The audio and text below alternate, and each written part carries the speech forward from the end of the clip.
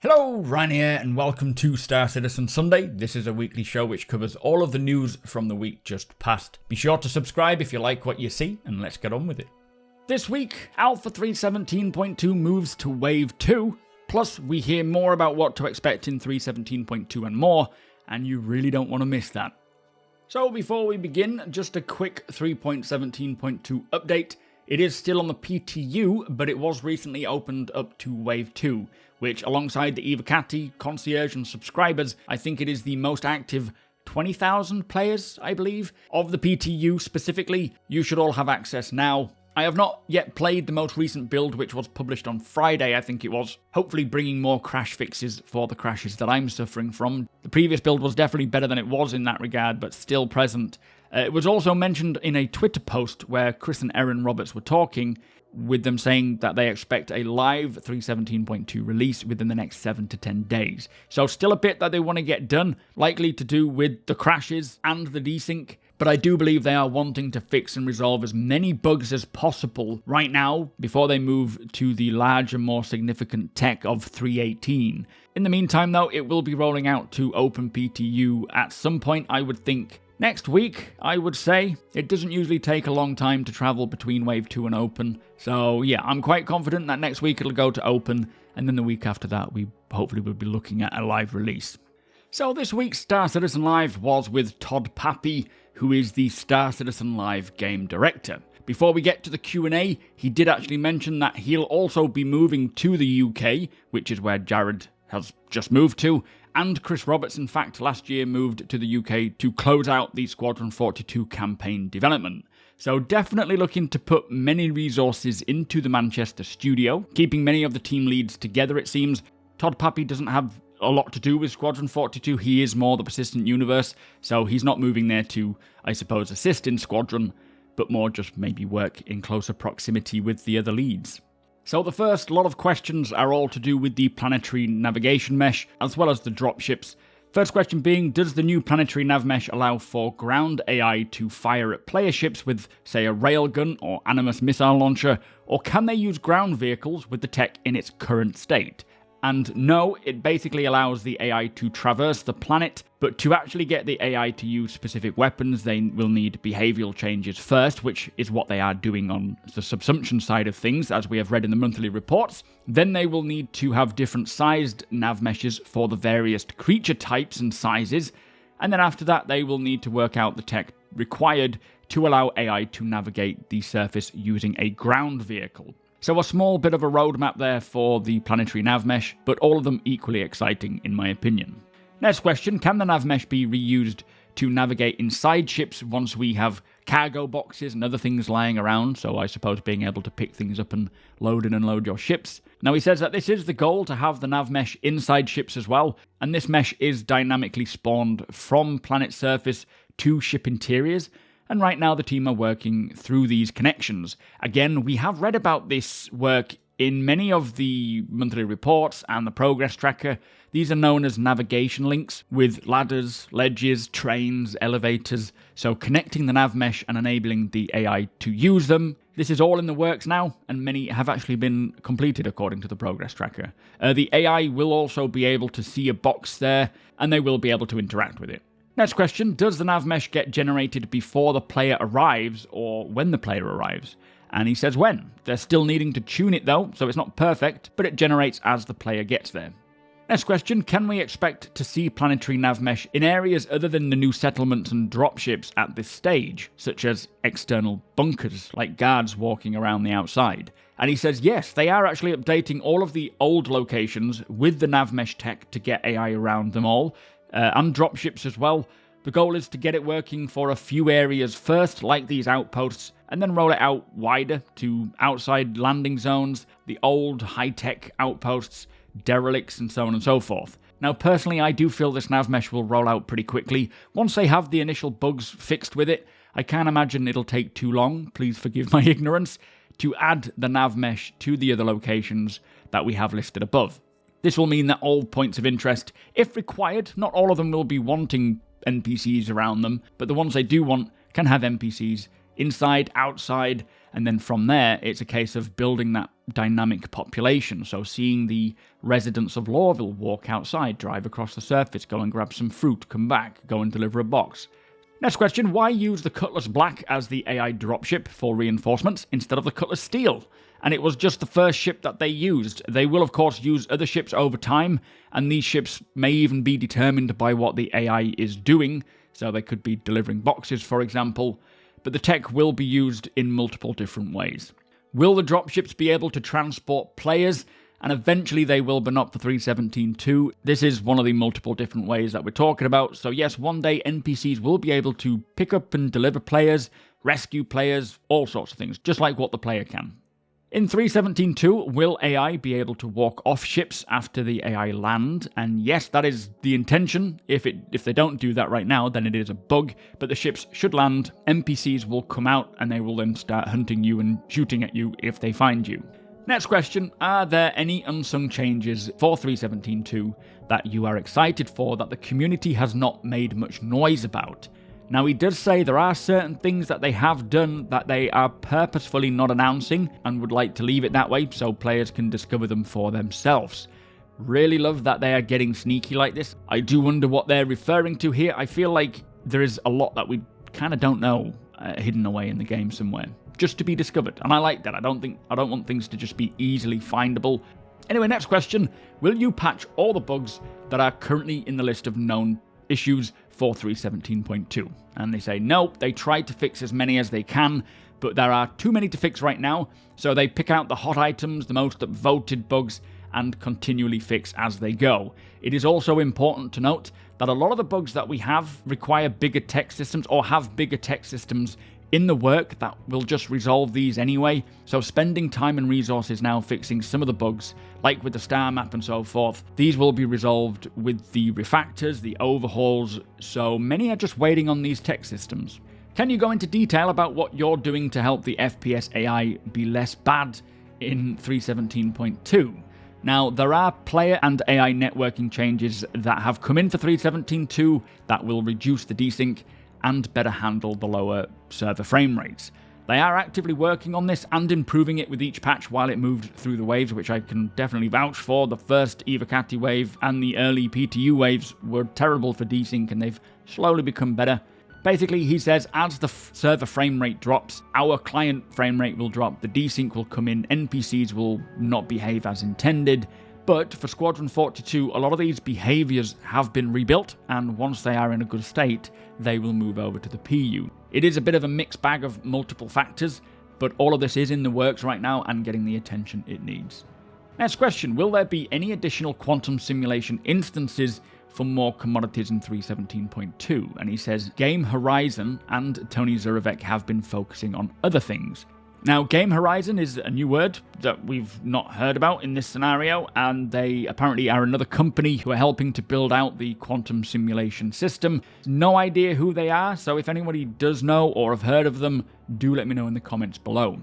Now, has CIG considered making other jobs like hauling cargo or mining more profitable, so putting time into them rewards more than doing the no-risk shooting NPC missions?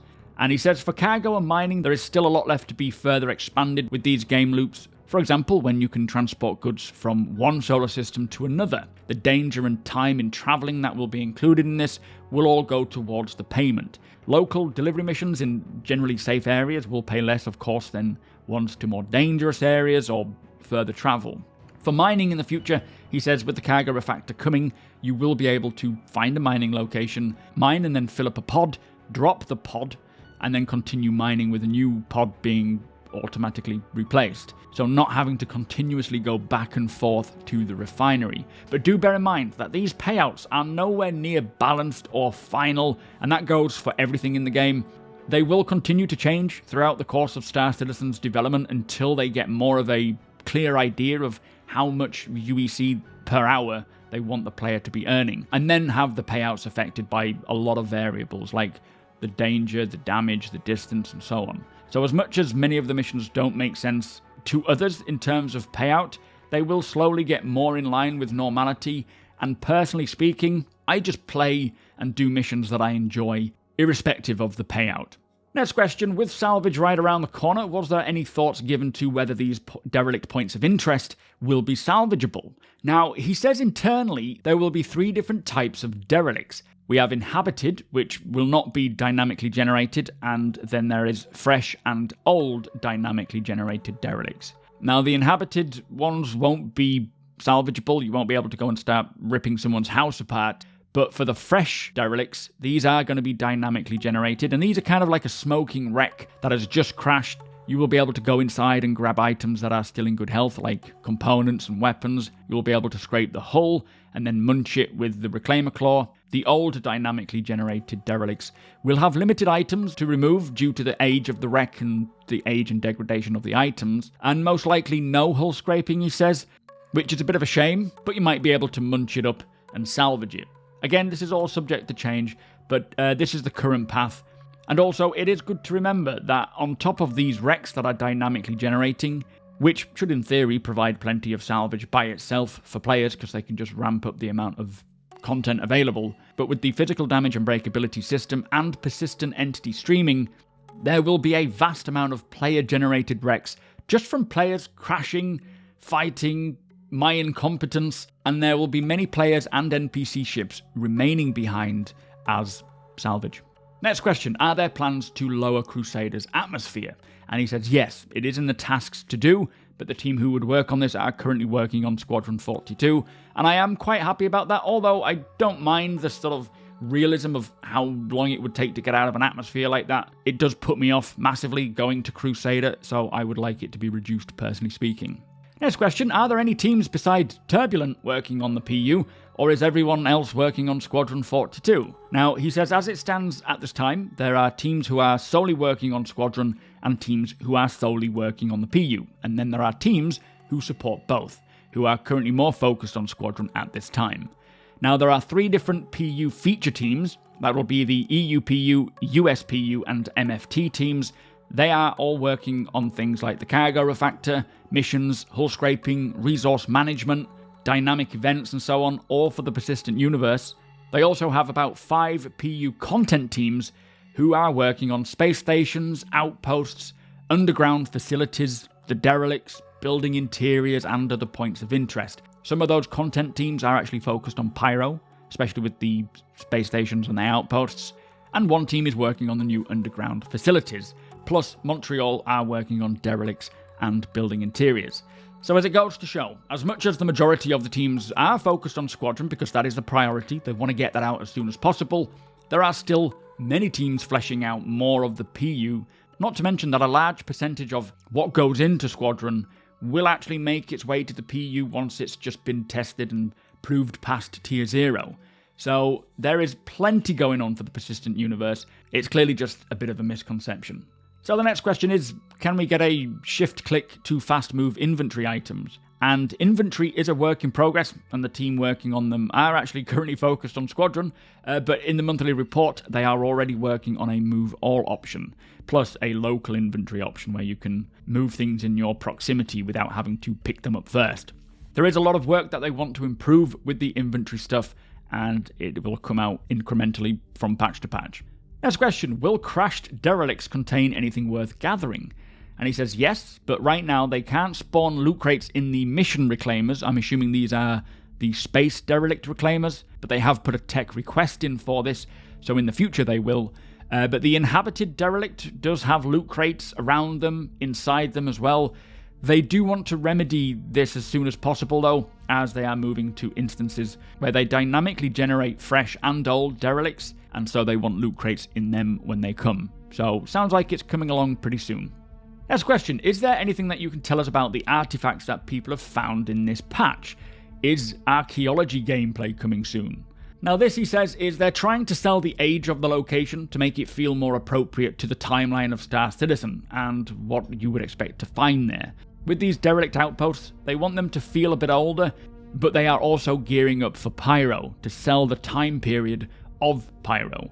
And it's almost similar to finding a fossil. These items and more will be findable in various conditions that will probably determine their value, which will in turn create its own market. And again, when it comes to trading and selling between players, which we can send money to each other, but eventually we will be able to trade items. Value will be determined by the person who is willing to pay the most. So naturally, it'll flow like the real world does, and if you find artifacts and hold on to it and try and get the best price, you can make a living doing that. Literally as a treasure hunter. Love it. But I actually do really like that they're doing this, as I really love the idea of being a bit of a treasure hunter in game. I love the lore as well, so I can appreciate the items they do create, because they do tie them in with the lore.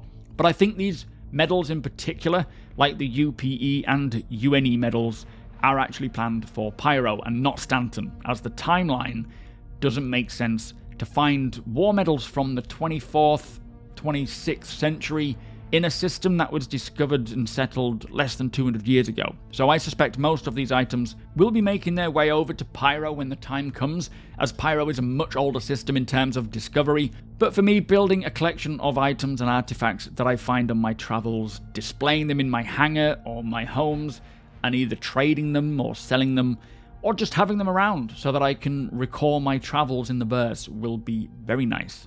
Next question, are we going to see elevators assassinating people in 3.17.2? And again, this will be dependable on the server frame rate, so likely yes, but as they track down and fix these bugs and get the frame rate back up, they will naturally resolve this issue. Next question is, what determines the frequency of the new combat service beacons? Now this is actually the quantum simulation in the background determining what missions pop up where. Now this is pretty impressive and is basically AI pirates, security and haulers, either quanta or virtual AI. I always mix them up, I can't remember which one's which, but they're in the background, we can't see them physically, they're just on the back end, going about their business around the verse, getting into trouble and then sending out a beacon. So very happy that they got this working, and weirdly it just makes me want to do more of these quantum combat service beacons. Plus, it's these back-end AI that you can blame for the price fluctuations at space stations for resources like fuel. Anyway, next question. Will we be able to limit or turn off the number of in-game notifications, as they are pretty constant? And I 100% agree. It is almost every 30 seconds, if not more, that these notifications pop up, and I have pretty much no interest in them until I actually want to do something, and then I'll just look on the mobiGlas anyway. But yes, they do want them to be filterable, and when they update the HUD and notification system, there will be an option to choose what you want to allow versus not allow. Next question, will night vision ever be a feature? And yes, again, expect there to be various aspects of the EM spectrum, be that X-ray, EM, IR, night vision, all the kinds of stuff. They want them, they just want to do it properly, and they don't want to fake it. Next question, with the long road to 3.18, how much support is being dedicated to the maintenance of 3.17.2 after its release? Or is it all hands on deck for 3.18? Now, if there is something that needs hotfixing for 3.17.2, then they will hop over and they will fix it. But once they hit the end of this quarter, the teams will be moving towards 3.18. Many of the teams are already working on 3.18, but they will also jump back to 3.17.2 if an issue, a serious enough issue arises, fix it, and then go back to 3.18 again. Question after that is, with the Redwind illegal delivery missions, is it an intended feature that if a player has a crime stat that they will lose the chance to pick this kind of new mission, as it doesn't make sense with them being illegal? Now the idea, he says, is that they intend for players with non-pristine backgrounds to do these missions, and if you get a crime stat, they should be available to you. But this is also dependable on your rep with other groups. Next question, currently when players run around, you can get a crime stat by literally running into someone and dealing damage. Is there a reason to have collision damage on while on foot? Now he says they're not wanting to turn off collision damage because it could have knock-on effects in other areas, with the game being as physicalized as possible, but this is again a server frame rate issue, and they would rather fix the root of the problem, being the servers. That will fix this issue properly, but they will look into the possibility of maybe not getting a crime stat for 3.17.2, which would be a nice workaround. Next question, is the Redwind illegal mission a sign of things to come with reputations? And he says, yes, this is how you will be unlocking many of the branches of missions, and they will be continuing to follow this kind of path. There are still many more reputation paths to unlock with other companies, but you will be building a reputation and a career in some way in a direction that you want, unlocking more options as you go. Next question, rumours say that Quantanium prices are getting nerfed. If true, does this mean that we can expect some other mineable to take its place? So someone is clearly pulling this person's leg, But also bear in mind that when the dynamic economy comes in and is working, prices of all commodities, regardless of what they are, will fluctuate from location to location. So the price of Quantanium may go up, may go down, depending on its supply and demand in that location. And although Star Citizen is pretty static right now, specifically in its economy, things are going to change in terms of pricing. And as I say, once we get this economy going, you may find a ton of Quantanium, and it's worth very little because someone else found a ton of Quantanium before you. Next question. Swords? Question mark. Now, currently they do have bigger fish to fry. Gadgets, for example, but the team who would work on these are focused on Squadron 42, which means gadgets in Squadron 42 first, and then they will come over to the PU once proved out. Second to last question, what is the Banu Cube for? What does it do? Now, he says, personally, this is just a lore thing that will come in game at some point, but didn't really reveal anything. And then the final question is, what can you do about combat logging? So when you kill someone and then they Alt F4 so that you can't take their gear. Now this is to do with a timer and how players should be remaining behind in-game for a few minutes if in combat or close proximity to other players, and this needs working on and has been called out quite a few times by many of the company developers, including Chris Roberts in fact, and it should be fixed pretty soon. So there you go, quite a great episode there, hearing some really interesting stuff about 3.17.2 and the near future in fact. Jared did mention that it's quite a busy time right now with them trying to get 3.17.2 out the door and 3.18 onto the PTU. Plus, there will be no Star Citizen Live next week as it is a special charity Battle of the Bricks live stream, building spaceships from EVE and Star Citizen, chosen by each community, which is going to be fun.